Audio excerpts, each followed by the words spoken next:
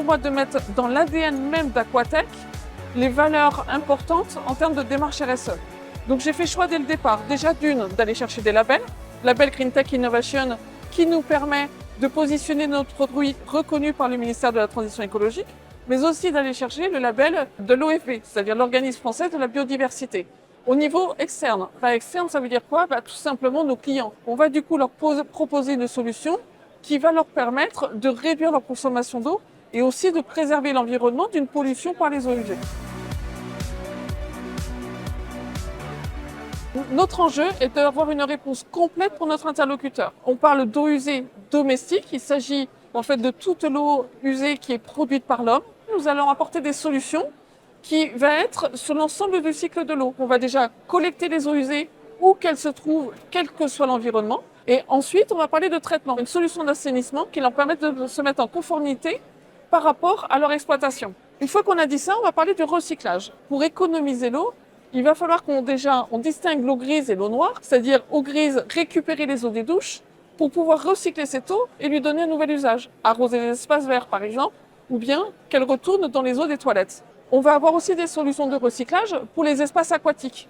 À l'échelle des campings, on est d'accord que sur leur carte postale, leur espace aquatique est très important. Par contre, consommation d'eau extrêmement importante. Et il s'agit là d'être fort de propositions pour leur permettre véritablement de réduire leur consommation d'eau. Aujourd'hui, on en est au stade où on peut donc récupérer les eaux de rinçage de filtre de ces piscines, où on va évidemment évacuer les premiers jets qui sont les plus sales, et ensuite on collecte ces eaux pour après traitement les remettre dans le bassin. Et puis là-dessus, on va avoir une dernière couche digitale qui, elle, va consister à réguler tous les flux de nos installations que nous mettons sur le camping ou sur toute autre infrastructure. Et en fait, cet outil digital est un service au-delà qui va permettre à son exploitant de maîtriser sa consommation d'eau. Notre cible principale, ce sont les acteurs professionnels qui consomment beaucoup d'eau de par leur activité. Tout simplement, les hébergeurs, campings, hôtels, mais aussi les ports. Ce sont des lieux où il y a beaucoup d'hommes et de concentration humaine à un endroit donné. Et vous avez aussi tout le volet ville durable, donc les acteurs de l'aménagement du territoire. Il va de soi que nos solutions ont un impact fort au cœur des bâtiments.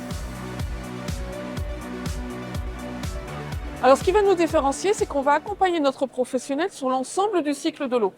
Concrètement, ça veut dire quoi? Un gestionnaire de camping, il sait qu'il consomme de l'eau par définition. Par contre, comment il agit? Comment et pourquoi? Donc l'enjeu va être de l'accompagner sur l'ensemble de sa réflexion, depuis la collecte des eaux usées, le traitement, le recyclage et la surveillance de ses réseaux.